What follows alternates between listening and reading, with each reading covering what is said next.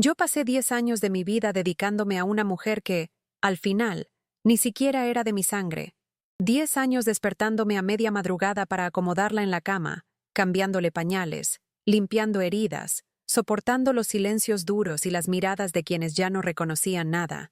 Marie era mi suegra, paralizada, dependiente, vulnerable, y yo fui todo lo que ella tuvo. Mientras sus hijos se iban de viaje, reían, brindaban en bodas y olvidaban que la madre aún respiraba, yo estaba allí, atrapada, exhausta, pero firme. Solo que el día en que leí el testamento, comprendí lo que era ser verdaderamente invisible. Ella dejó todo, absolutamente todo, para los hijos biológicos. Para mí, quedó una casa casi desmoronada en Pine Creek, casi como si dijera, gracias por el servicio, ahora desaparece. La sala estaba llena cuando el abogado leyó el documento. Lauren, con esa mirada de superioridad que jamás disimuló, apenas pudo contener la sonrisa al ver su nombre en cada línea de la posesión. Brad fingía sorpresa, pero sus ojos brillaron como si ya supiera todo. ¿Y yo? Yo me quedé sentada, con las manos en el regazo, intentando comprender si había escuchado bien. Mi nombre apareció solo una vez. Una única vez. La residencia ubicada en la calle Main, número 17, Pine Creek. Nadie me miró. Nadie dijo nada. Me levanté despacio y salí sin hacer ruido. Afuera, el viento frío cortaba la cara como cuchillo. Fue allí cuando me di cuenta. 10 años de mi vida habían sido engullidos por una sola frase. No lloré ese día. No, frente a ellos. Solo cuando llegué a la vieja casa y vi el estado en que se encontraba. La pintura descascarada, el techo con agujeros, el olor a moho que se escapaba por las rendijas de las ventanas. La puerta rechinaba como si se quejara de mi presencia. Entré sin el valor de encender la luz. Me senté en el suelo de la sala. Abracé mis rodillas y dejé que todo saliera. No era solo tristeza, era humillación. Era la certeza de que, para esa familia, nunca fui más que una cuidadora de guardia. Alguien que ocupaba espacio, que daba trabajo, que facilitaba la vida de los demás. Y ahora, abandonada allí, yo era solo otra mujer olvidada por una historia que nunca fue realmente mía. Al día siguiente, fui al sótano a buscar cubos y trapos. Iba a empezar a limpiar, aunque fuera para devolver un poco de dignidad a esa casa. Mientras barría los rincones, sentí una tabla suelta bajo mis pies. Me arrodillé, la levanté con cuidado, y mi corazón se aceleró. Era una cajita de madera, pequeña, sin candado. Dentro, montones y más montones de billetes de $, dinero en efectivo, una suma absurda. Me quedé paralizada por unos segundos. Debajo de las notas, había un sobre con mi nombre, escrito con esa caligrafía temblorosa que conocía tan bien. Mis manos temblaban. Lo abrí despacio, como si estuviera violando algo sagrado. Y entonces leí las palabras que lo cambiaron todo. Kylie, sé que nunca esperaste nada de mí, y tal vez por eso te di más de lo que cualquier otro merecía. Esas fueron las primeras líneas de la carta. Marie lo reconocía todo, cada madrugada en vela, cada silencio que tragué, cada renuncia que hice. Decía que no confiaba en sus propios hijos, que sabía que la rodeaban por interés. Contó que había guardado ese dinero poco a poco, con miedo de que terminara en las manos equivocadas, y que, aun sin haberlo dicho en voz alta, sabía que yo era la única que la cuidaba con amor verdadero, no porque fuera una obligación, sino porque así era yo. Con este dinero, recomienza. Y por favor no mires atrás. Tú vales más que esta casa, que este nombre, que este dolor. Leí y releí esas líneas tantas veces que la hoja casi se rompió en mis manos. Pasé días sin contárselo a nadie.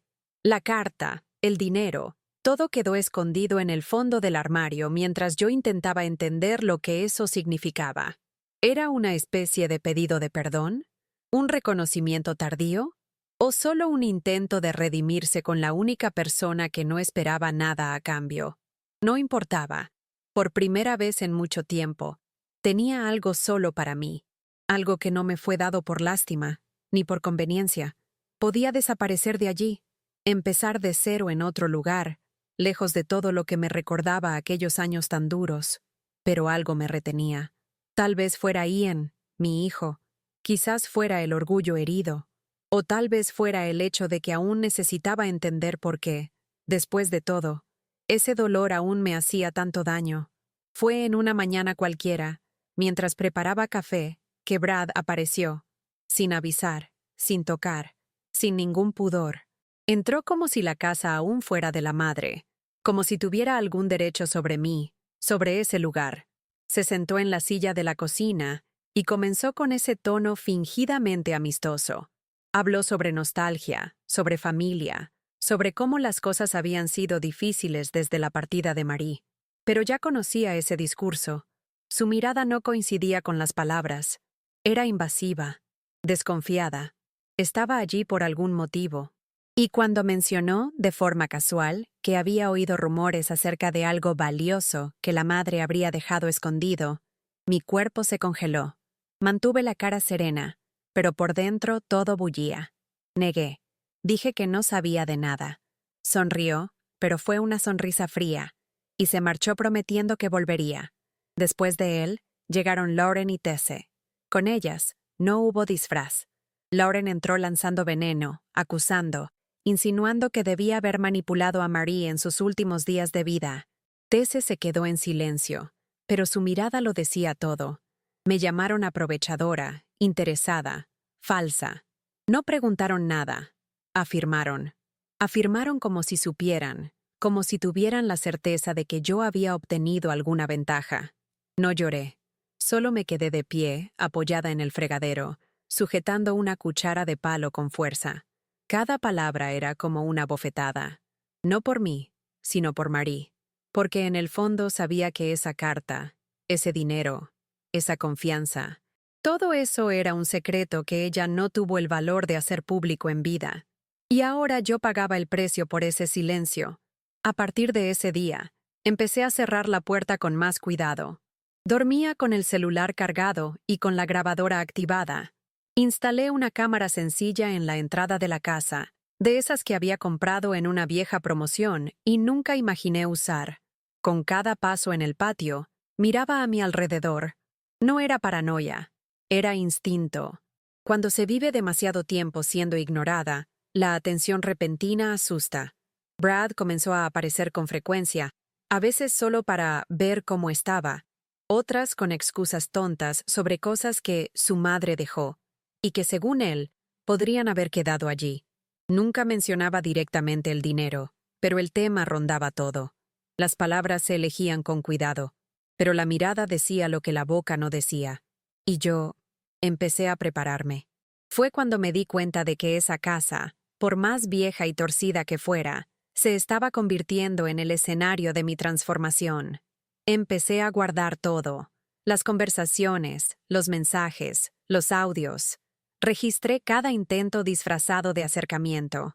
Empecé a frecuentar la comisaría local, a preguntar sobre derechos, sobre protección. Creé un plan. Y, más que eso, empecé a escribir. Escribía sobre los días con Marie, sobre las madrugadas en vela, sobre los cumpleaños que nadie recordaba, sobre las veces en que Lauren fingía no conocerme en los supermercados de la ciudad. Necesitaba expresarlo. Era mi forma de no olvidar, de no permitir que su narrativa fuera más fuerte que mi verdad. Y fue allí, en esa vieja casa de madera, que empecé a comprender que quizá nunca había sido débil. Solo estaba demasiado callada. La tentativa más baja llegó en una noche lluviosa. Volvía de la farmacia, con una bolsa de medicamentos para Ian, cuando vi a Brad parado al otro lado de la calle. No dijo nada. Solo me siguió con la mirada hasta que giré la esquina. 2 cuadras después, una vieja camioneta se aceleró y se detuvo de repente. Tesse salió primero. Me empujó contra el muro con una fuerza que no esperaba. Brad llegó enseguida, agitado, con una mirada distinta. Ya no era mera insinuación. Era amenaza. Querían saber dónde estaba el dinero. Decían que tenían derecho, que Marie estaba senil, que yo debía devolver lo que era de la familia. Temblaba por dentro, pero me mantuve firme. Saqué el celular del bolsillo y mostré la grabación. Estaba todo allí. Las voces, las amenazas, el empujón. Y dije, mirando a los ojos de Brad, si alguien vuelve a tocarme a mí o a mi hijo, ustedes irán a la cárcel. Se fueron tan rápido como habían llegado, en silencio, pero no sin dejar claro que aquello no había terminado. Regresé a casa con el corazón acelerado, con el cuerpo doliendo más por la tensión que por la caída. Llamé a la comisaría esa misma noche. Hice la denuncia. Entregué los audios. Solicité una medida de protección. Por primera vez, no estaba simplemente reaccionando. Me estaba defendiendo con todas las armas que tenía. Y fue en ese momento que me di cuenta de cuánto había cambiado. Años atrás, me habría derrumbado en el baño, esperando que alguien viniera a consolarme. Esta vez me limpié la cara, puse a Ian a dormir y me senté en el sofá con un cuaderno en el regazo. Lo anoté todo. Hora, lugar, lo que se dijo. No iba a olvidar nada. La noticia del intento de agresión corrió rápido entre los vecinos. Pine Creek podía ser pequeño, pero la gente tenía memoria. Algunas señoras con las que apenas hablaba empezaron a saludarme en la calle. Otras, más discretas, dejaban pasteles o panes en mi balcón con notas breves. Fuerza, Kylie. Era extraño recibir cariño después de tantos años siendo ignorada, pero también resultaba reconfortante. Una señal de que, aún en el silencio, alguien estaba viendo. Eso me dio más coraje. Llevé el caso adelante. Busqué a una abogada en la ciudad vecina, expliqué todo. Ella escuchó en silencio, tomó notas y fue directa. Necesitas proteger ese dinero, legalmente, sacarlo del alcance de ellos, no solo por ti, también por tu hijo. Y en ese momento, por primera vez, pensé en el futuro. Fue ahí cuando decidí crear el fondo, un fondo irrevocable, exclusivo para Ian. Puse todo a su nombre, con cláusulas que impedían cualquier acceso sin mi autorización, hasta que él alcanzara la mayoría de edad. El dinero que podría haberse convertido en maldición se transformó en seguridad. Y más que eso, se volvió una frontera. Ahora, cualquiera que intentara acercarse tendría que enfrentar la ley. Hice todo con discreción. Ni siquiera mis pocos amigos sabían lo que había hecho. Pero Lauren se enteró. No sé cómo, tal vez por algún contador de la familia o alguien del registro civil. Y fue así como Chad reapareció. Después de 4 años desaparecido, sin una carta, sin un centavo, sin siquiera llamar a su hijo, volvió, con la cara lavada y un discurso preparado. Apareció en la puerta con un ramo de flores marchitas y una sonrisa de quien cree que el tiempo lo borra todo. No abrí de inmediato. Observé desde la ventana, con Ian a mi lado, apretando mi mano. Cuando finalmente salí, fui directa. ¿Qué quieres, Chad? Se hizo el ofendido. Dijo que extrañaba a su hijo, que había replanteado su vida, que quería reconstruir la familia. Todo con esa voz arrastrada que utilizaba cuando intentaba convencer a alguien. Pero ya no funcionaba. No. Después de todo, cuando mencioné que estaba siendo manipulado por su hermana, que probablemente lo envió en busca del dinero, se quedó en silencio. Su silencio lo decía todo. Sabía que yo lo sabía, y aún así insistía, como si aún tuviera alguna oportunidad de engañarme. En los días siguientes, Chad empezó a rondar la casa. Decía que quería ver a su hijo, pero nunca llamaba antes, nunca respetaba los horarios. Traía juguetes caros, dulces, intentaba conquistar al niño con promesas vacías. Pero Ian ya era listo. Había crecido viéndome lidiar con la dureza del mundo y aprendió temprano a distinguir entre presencia y exhibición. Lauren llamó 2 veces, con aires de falsa cordialidad, preguntando si podíamos hablar como adultas. Rechacé. Ya no había espacio para charla. Yo sabía de qué se trataba. Ellos no aceptaban que yo hubiera ganado, que, a pesar de haber sido dejada de lado, silenciada, excluida, yo había salido más fuerte. Querían provocarme, desequilibrarme, hacerme errar, pero no les iba a dar esa satisfacción. En una de esas visitas forzadas, Chad se pasó de los límites. Llegó borracho, en plena tarde, golpeando el portón como si tuviera algún derecho. Gritaba mi nombre. Decía que era el padre de Ian, que quería entrar. Tomé el teléfono, llamé a la policía y grabé todo con la cámara del porche. Cuando llegaron los agentes, él ya estaba sentado en la acera, con la cabeza entre las manos, como si fuera la víctima de la situación. Expliqué todo. Mostré los vídeos, los mensajes, el historial de abandono. La policía me miró con firmeza y dijo: «Estás haciendo todo bien, no bajes la guardia». Ese día, a Chad le impusieron una orden de alejamiento. No hubo escena dramática, ni disculpa. Solo un hombre derrotado, sin argumentos, siendo apartado de mi vida una vez más. Después de ese episodio, Lauren intentó una última jugada. Me esperó a la salida del supermercado, como quien se cruza en el camino por casualidad. Estaba arreglada, maquillada, como siempre, pero había algo en su mirada.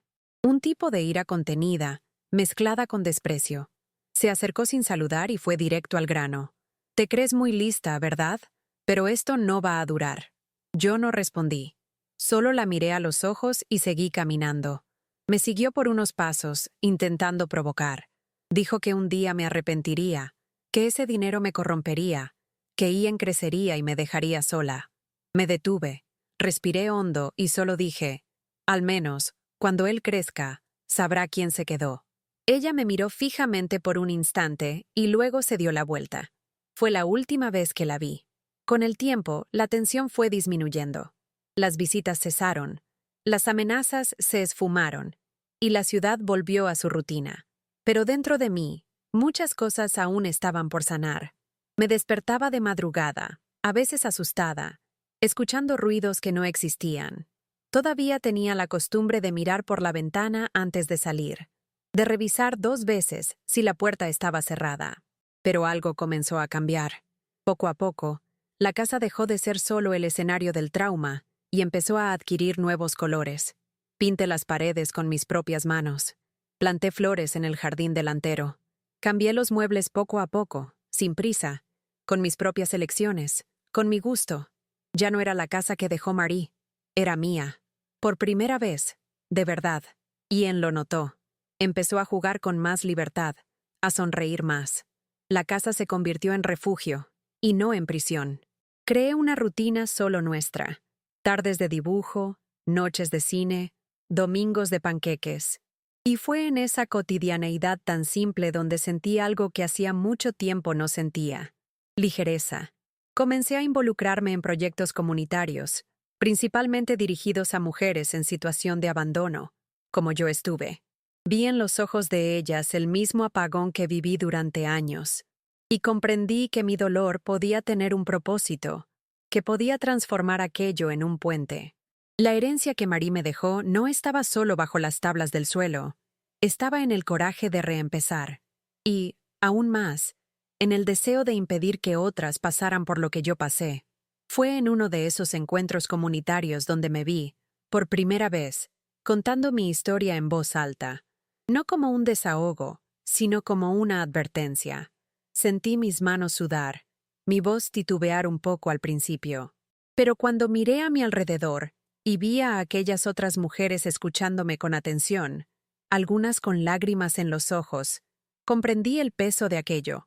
Ya no estaba sola, y más que eso, comprendí que nunca fui débil, fui resistente. Aguanté en silencio por mucho tiempo, pero ahora mis palabras tenían fuerza. Cada detalle que contaba, el abandono, la manipulación, el descubrimiento, la lucha, generaba eco, y cuanto más hablaba, más me liberaba. Como si, al compartir el dolor, éste perdiera parte de su peso y dejara espacio para algo nuevo. Fue ese mismo día cuando una de las mujeres, de mayor edad, me apartó de lado al terminar la reunión. Ella me apretó la mano y dijo: «No sabes cuánto me salvó tu historia hoy». Eso me desarmó por dentro. Llegué a casa y lloré, pero fueron lágrimas distintas. No de tristeza, no de frustración, fueron lágrimas de alivio, de liberación. Fue como si, finalmente, hubiera salido del lugar en el que me habían encasillado por tantos años. Como si el silencio, por fin, se hubiera roto de verdad. Ian lo notó. Se sentó a mi lado en el sofá, apoyó la cabeza en mi hombro y dijo: ¿Estás feliz, verdad, mamá? Yo solo pude responder con un beso en su frente. Porque sí, en ese momento, lo estaba. A pesar de que todo se calmó por fuera, lo que más tardó en sanar fue el sentimiento de haber sido utilizada.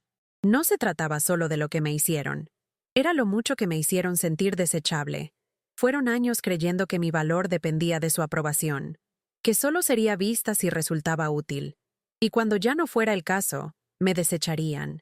Y fue exactamente lo que ocurrió. Por eso, aún ahora, cuando alguien me elogia, cuando dicen que fui valiente, que di la vuelta por encima, aún hay una parte de mí que duda en creerlo. Es como si una voz, en el fondo, susurrara: cuidado, no confíes demasiado. Pero con el tiempo, esa voz se ha ido apagando, porque cada día que paso en paz, cada noche que duermo sin miedo, va silenciando esa duda. Hubo una noche, unas semanas después, en que Ian me pidió que le contara cómo nos conocimos su papá y yo. Respiré hondo. Era uno de esos momentos en que cualquier respuesta podía dejar huella. Dije la verdad, pero la verdad con cuidado. Conté que Chad fue alguien que me hizo creer que era amada, pero que se fue cuando más lo necesité. Que desapareció cuando el niño aún usaba pañal, y solo volvió al enterarse del dinero. Ian se quedó callado, escuchando. Después de un tiempo dijo: entonces por eso vivimos solos, porque tú no dejaste que él mandara más. Eso me alcanzó. Había comprendido todo. Aunque sin que yo lo dijera directamente, lo captó. Y eso me dio aún más fuerza para seguir adelante. Poco a poco, lo que era sobrevivencia se volvió rutina. Y la rutina se transformó en una nueva vida. Volví a estudiar por internet. Hice cursos de trabajo social. Participé en grupos de conversación. Leí todo lo que pude sobre los derechos de la mujer. No para vengarme de nadie, sino para entender lo que me había pasado y ayudar a otras a comprenderlo también. Un día, me senté con una joven que estaba en un refugio temporal de la ciudad. Ella acababa de escapar de una relación abusiva, con el hijo en brazos y solo la ropa del cuerpo. Escuché su historia con un nudo en la garganta. Cuando terminó, me miró y preguntó: ¿cómo aguantaste todo aquello? Y sin pensar mucho, le respondí: porque no había quien aguantara por mí. Fue en ese momento que comprendí de verdad que mi fortaleza no llegó después. Siempre estuvo allí. Solo es que yo no sabía nombrarla. Hubo un sábado por la tarde en que Ian y yo fuimos a la plaza de la ciudad para repartir víveres y ropa. Él ayudaba, sonreía, conversaba con los otros niños, como si todo aquello formara parte de lo que siempre había vivido. Y, de cierta forma, lo era. Él creció en medio de la superación. Aprendió a arreglárselas, a respetar el espacio de los demás, a ser solidario. Vi en él una madurez que no se enseña con palabras. Y en ese momento, sentada en un banco de concreto viéndolo correr tras una pelota, comprendí que la vida, de alguna manera, se estaba encajando. No había lujos, no había aplausos, no había reconciliación con el pasado, pero había verdad y paz. Dos cosas que me costaron mucho y que hoy no cambiaría por nada. Fue en ese período cuando recibí una carta de la justicia informándome que Chad había intentado impugnar legalmente el fondo creado a nombre de Ian. Alegaba alienación parental, decía que yo le impedía ejercer el rol de padre. Me reí amargamente al leerlo. El mismo hombre que desapareció durante años, que volvió solo al enterarse del dinero, ahora pretendía mostrarse como un padre preocupado. Llamé a la abogada de inmediato. Ella me tranquilizó. Dijo que no había ningún resquicio, que el fondo era sólido, que sus intentos no eran más que eso. Intentos. Aún así, eso me irritó. No porque temiera perder, sino porque era otra prueba de que ciertas personas jamás cambian. No por falta de tiempo, sino por falta de carácter. El caso no avanzó. Se archivó por inconsistencias y falta de pruebas. Chad volvió a desaparecer, como era de esperarse. Pero la marca que dejó al intentar otra manipulación se quedó conmigo por un tiempo. Fue como un recordatorio de lo mucho que tuve que luchar para proteger lo que había construido, de lo mucho que aún necesitaba estar alerta, incluso cuando todo parecía en calma. A veces, me sentaba sola en el porche de la casa, y miraba la calle vacía. Recordaba todo. Las traiciones, los gritos, la soledad, los días de dolor en la espalda al cargar a Marie en brazos cuando ella no podía moverse. Y entonces miraba dentro de la casa. Veía a mi hijo tirado en la alfombra de la sala con un libro en las manos, y pensaba, valió la pena. Cada humillación me trajo hasta allí. Un tiempo después, reencontré por casualidad a una antigua vecina de la época en que aún vivíamos con Marie. Ella me reconoció en la fila de la panadería y se acercó a conversar. Preguntó cómo estaba. Dijo que recordaba verme cargando sacolas pesadas sola, día sí, día no. Comentó que siempre admiró mi silencio, como si eso fuese un elogio. Sonreí levemente, pero por dentro dolió. Mi silencio no era una virtud, era agotamiento. Era miedo a desagradar, a ser llamada ingrata, a perder el poco espacio que me dejaban en esa casa. Pero no quise corregir. Agradecí, pagué mi pan y me fui. Caminé hasta la plaza y me senté un poco. A veces la gente ve fuerza donde solo había sobrevivencia. Y está bien. Yo también confundí ambas cosas por mucho tiempo. Aquella tarde, escribí una nota que guardé doblada en el fondo de mi cajón. Decía, no estás loca, no exageraste, no inventaste. Todo eso pasó, y aún así, te mantuviste en pie. La escribí como si fuera para otra mujer, pero era para mí misma. Un recordatorio de que necesitaba, de vez en cuando, no caer en la tentación de romantizar lo que viví. Porque a veces, cuando baja el polvo y el dolor se enfría, uno empieza a pensar que tal vez no fue tan malo. Pero lo fue. Y recordarlo no es victimizarnos. Es respetarnos. Es honrar el camino, sin fingir que fue más leve de lo que realmente fue. Un día, mientras revisaba una caja antigua en el fondo del armario, encontré una foto que creí que se había perdido. Era una de las pocas en que aparecía junto a Marie. Yo, con delantal, con el cabello recogido en un moño apresurado. Ella, en una silla de ruedas, con la mirada perdida. Recordé el día en que sacamos esa foto. Había sido en el cumpleaños de ella, y nadie se presentó. Fui yo quien preparó el pastel, canté el «Feliz cumpleaños» sola, repartí una porción para cada una, y tomé la foto con el temporizador de la cámara. Al verla, no sentí rencor. Sentí pena. Por ella, por mí, por todos los que pudieron haber actuado de otra forma y no lo hicieron. Por su familia, que nunca entendió que la presencia vale más que el apellido. Y por mí, que durante mucho tiempo acepté migajas creyendo que eso era gratitud. Después de ese recuerdo, empecé a andar más ligera. Parecía que algo dentro de mí había cerrado un ciclo. La foto no fue al basurero, ni al marco. La guardé de vuelta en la caja, donde pertenecía, como un capítulo antiguo, importante, pero ya concluido. Desde entonces, empecé a ver la casa con nuevos ojos, no como lo que los demás dejaron, sino como el espacio que yo reconstruí. Cada pared pintada, cada mueble colocado, cada planta en el patio, todo llevaba mi toque, mi sudor, mi elección.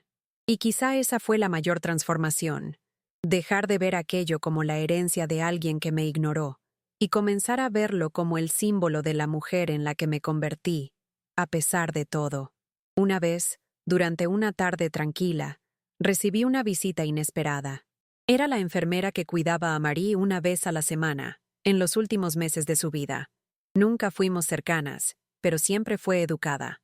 Se sentó en el porche conmigo, tomó un vaso de jugo, y después de un rato en silencio dijo, «Marie hablaba mucho de ti». Al final, ella lo sabía. No esperaba oír eso. Le pregunté qué quería decir exactamente. Y ella respondió, «Decía que eras la única que no tenía obligación, pero que se quedaba, que se arrepentía de haber sido tan dura contigo». Eso me sorprendió. Nunca lo había oído de su boca. Jamás escuché un gracias sincero. Pero saber que, aún en el silencio, ella lo reconocía. No borraba todo, pero cerraba una herida. Después de que la enfermera se fue, me quedé sentada por bastante tiempo mirando el patio. Pensé en cuántas veces anhelé escuchar un simple reconocimiento. No por vanidad, sino por justicia. Porque a veces, lo único que se necesita es saber que uno no enloqueció, que vio bien, que sintió bien, que no estaba exagerando. Y en ese momento, aunque tarde, sentí como si una parte de mi historia encajara.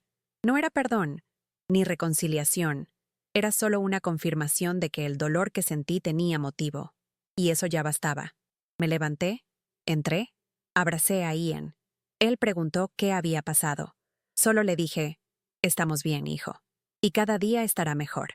Con el tiempo, fui aprendiendo a no sorprenderme con el silencio de los demás. Ya no espero más llamadas de Lauren, ni mensajes de Brad, y mucho menos un intento de reconciliación de Chad. Esas personas no desaparecieron porque desistieron de mí. Desaparecieron porque se dieron cuenta de que ya no tenían dónde plantar su control. Y eso, para ellos, era insoportable. Lo que antes era una mujer disponible, que decía sí, por temor, ahora era una mujer que decía no, con convicción.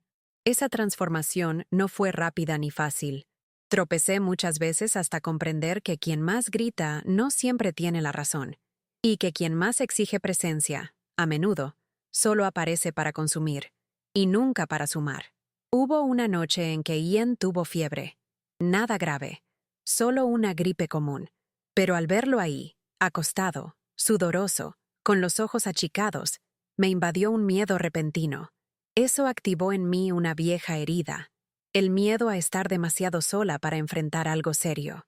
Me senté junto a su cama y estuve sujetando su mano durante horas.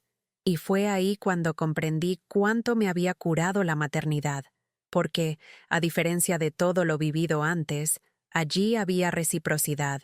Incluso enfermo, él apretaba mi mano en respuesta. Aún febril, murmuraba, «Te amo, mamá». No se trataba de quién cuidaba más, se trataba de ser visto, y yo veía en ese niño todo lo que nunca me dieron: cuidado sin exigencias, amor sin condiciones. Después de esa noche, empecé a registrar en un cuaderno los momentos sencillos con Ian, cosas simples, como el ceño fruncido cuando se concentraba en un dibujo, o las preguntas que hacía a la hora de dormir.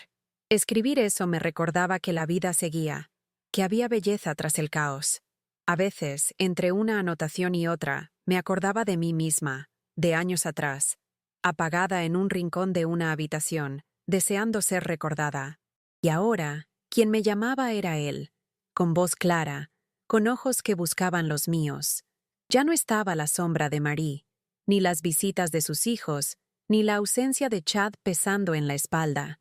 Solo estaba la vida que reconstruí, y que, día a día, me daba motivos para seguir. Fue en ese proceso de escribir que decidí transformar ese cuaderno en un pequeño proyecto. Llevé la idea a la trabajadora social de la ciudad y propuse un grupo de escritura terapéutica para mujeres que habían pasado por situaciones similares. A ella le encantó. En poco tiempo, teníamos 10 participantes. Nos sentábamos en círculo, escribíamos, llorábamos, reíamos. Cada historia era una herida abierta, pero también una oportunidad para sanar.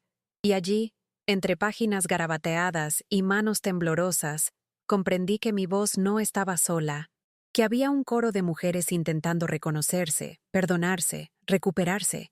Y quizás eso fue lo más hermoso de todo: transformar el dolor en puente y encontrar, en las ruinas de una vida impuesta, el cimiento de una nueva historia. Un día, mientras organizaba papeles antiguos en el cajón del escritorio, encontré la carta de Marie nuevamente.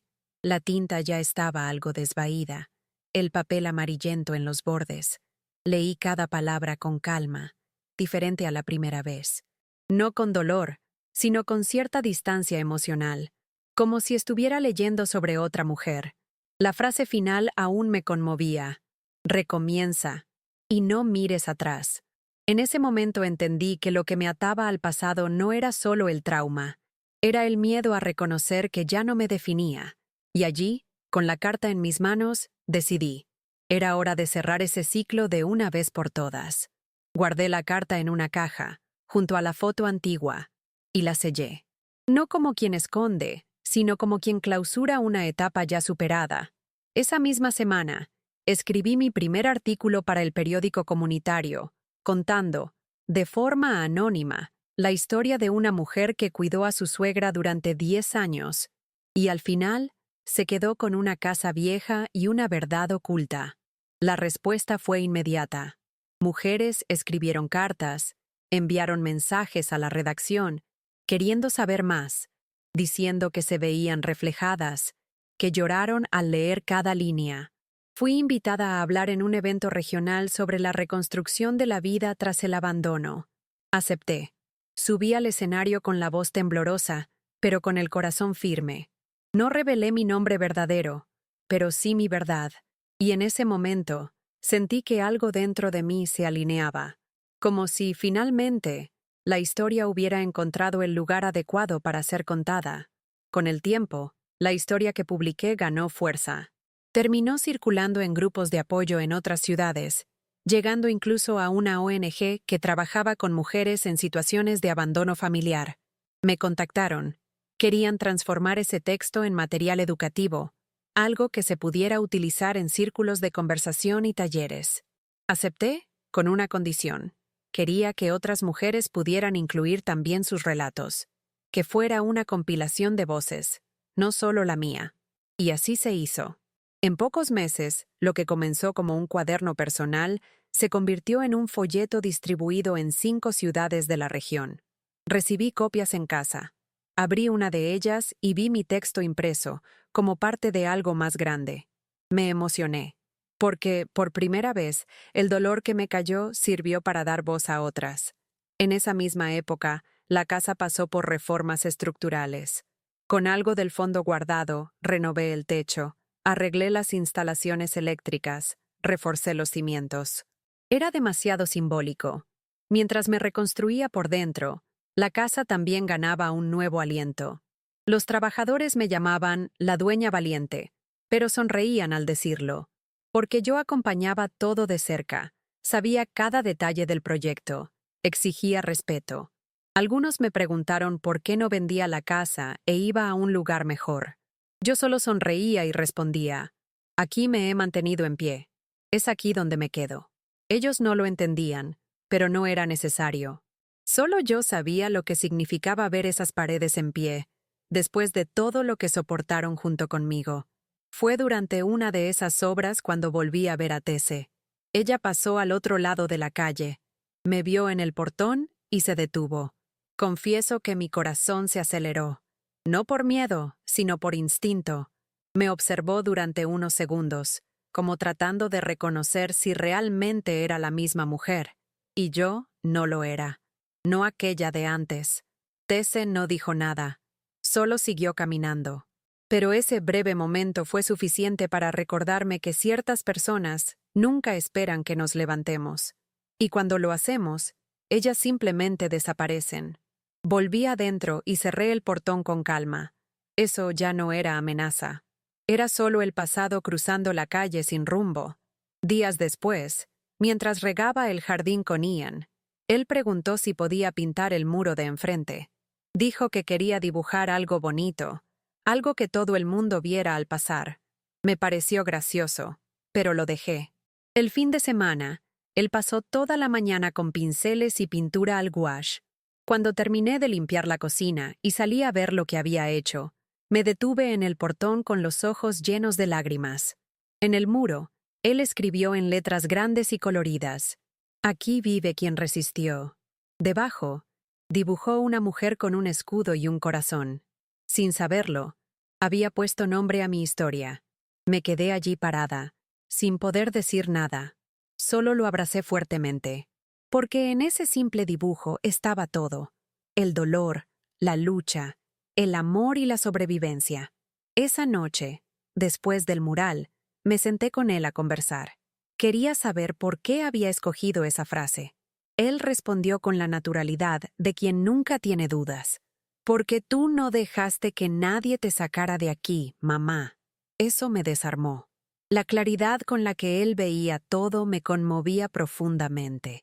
Pasé tanto tiempo pensando que él necesitaba ser protegido de la verdad, pero la verdad siempre estuvo allí, plasmada en nuestros días. Ian no necesitaba saber los detalles sórdidos de las noches en vela, de las traiciones encubiertas, pero él sentía, en cuerpo y alma, lo que es crecer al lado de alguien que no se rinde.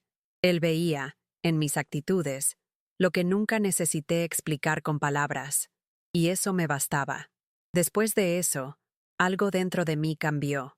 Empecé a permitirme cosas que antes ni imaginaba. Hice un viaje corto con Ian a la costa. La primera vez en años que vi el mar. Nos sentamos en la arena y dejamos que el tiempo pasara sin prisa. Yo, que viví una década sin tiempo para mí, ahora podía detenerme, respirar, sonreír sin temor a parecer demasiado feliz.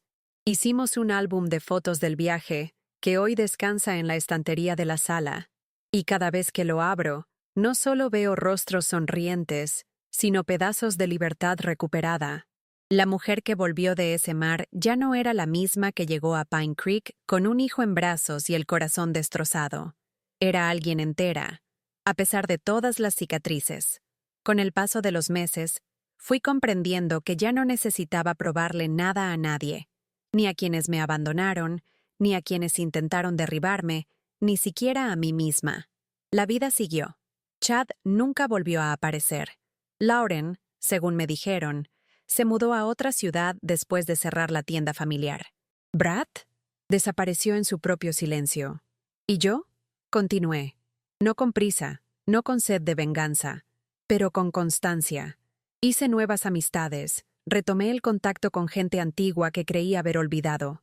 Algunas pidieron disculpas, otras solo escucharon mi historia con la mirada baja, y eso bastaba. Porque, en el fondo, yo sabía, cada uno carga el peso de las decisiones que tomó, y yo ya no cargaba las decisiones de los demás. Un día, recibí una invitación para dar una pequeña charla en una escuela pública de la región. El tema era superación y resiliencia. Pensé en rechazarla. No me sentía lista para ser ejemplo de algo, pero acepté. Fui. Conté mi historia mirando a los ojos de unos adolescentes que aún formaban su concepto de lo que era el fracaso, de lo que era la fortaleza, de lo que era la dignidad. Les dije que, a veces, caemos no porque seamos débiles, sino porque hemos sido empujadas por quienes debían sostenernos, y que levantarse no significa borrar lo que pasó.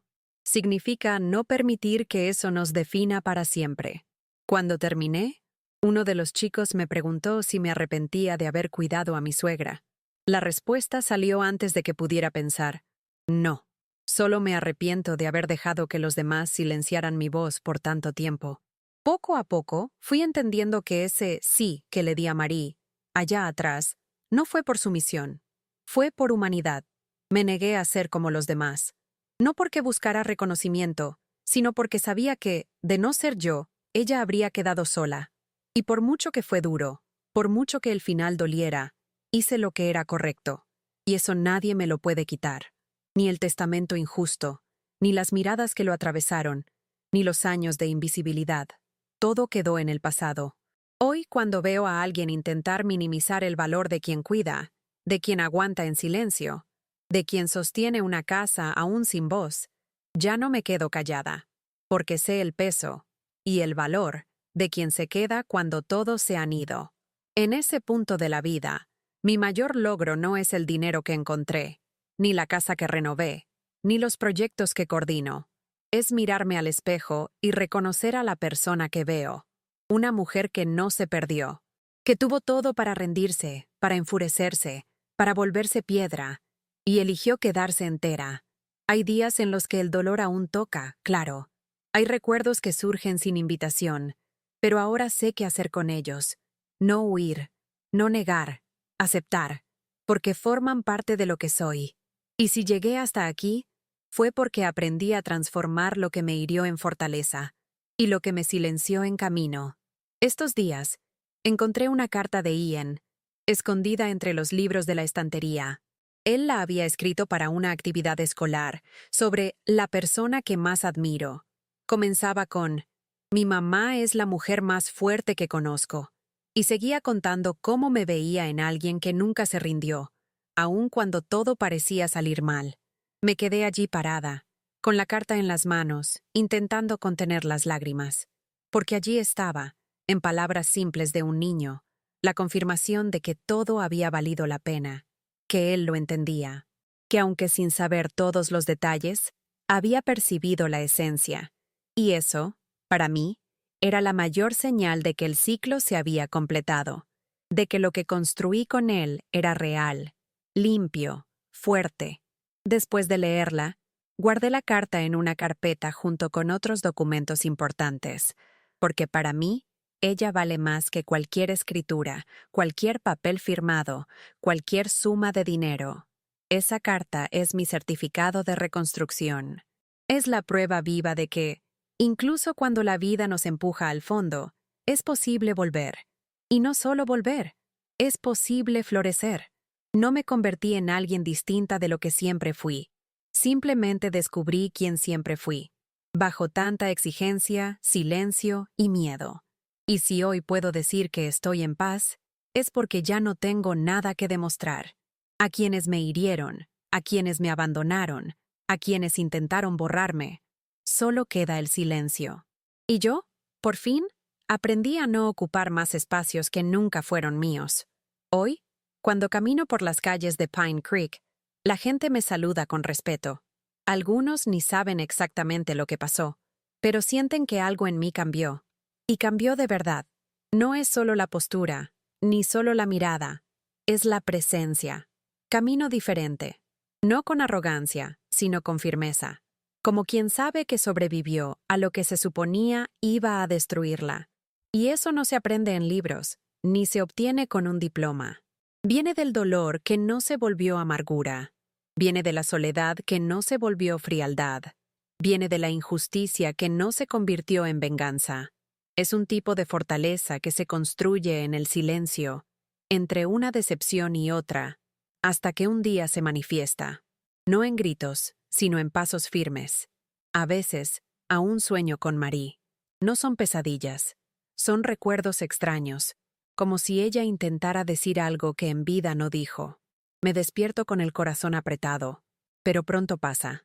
Ya no guardo rencor, no espero perdón, solo acepto que ella fue quien pudo ser, y yo fui quien elegí ser, a pesar de ella. Lo que quedó de nuestra historia ahora está guardado.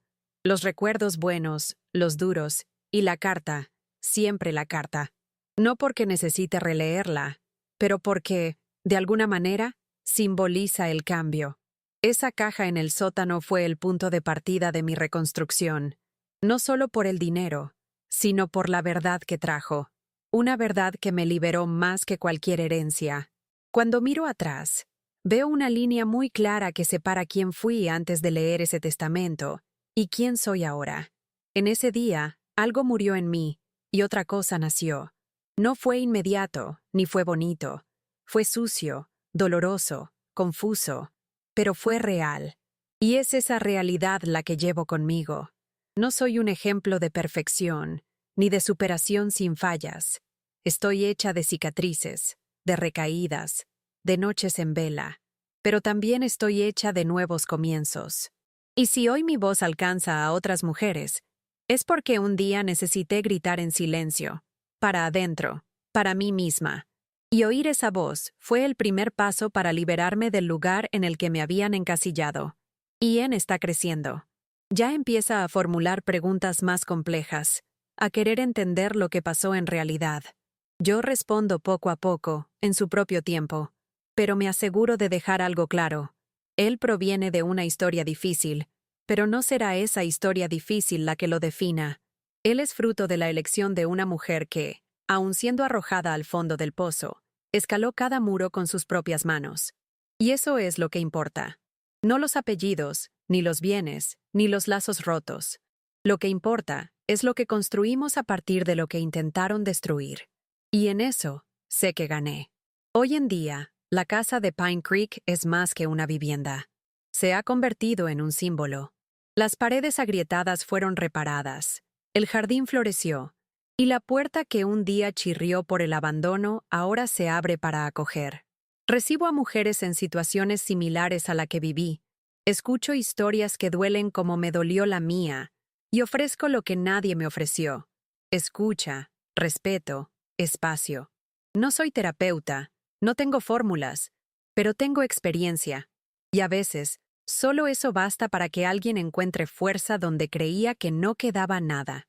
Hay días en que aún me sorprendo mirando el suelo de la sala, justo donde estaba la tabla suelta. Es automático, como si mis ojos volvieran a buscar lo que ya habían encontrado. Y creo que es eso mismo.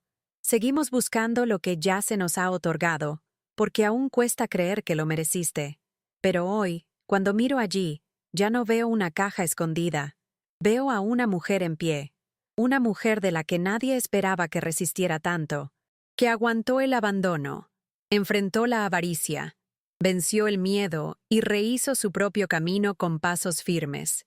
Y que, a pesar de todo lo que vivió, eligió no devolver al mundo la misma dureza que recibió. Y quizá, al final, esa fue la mayor herencia que recibí. No el dinero escondido, ni la casa, ni la carta, sino la fortaleza de seguir siendo quien soy, incluso cuando intentaron doblegarme por todos lados. Hoy sé lo que llevo dentro, sé lo que enfrenté, y sé lo que vale cada paso que di desde el día en que leí el testamento sentada en una silla de plástico, siendo ignorada por todos. Fue ahí donde empezó el cambio. No cuando encontré el dinero, sino cuando entendí que nadie más escribiría mi historia por mí.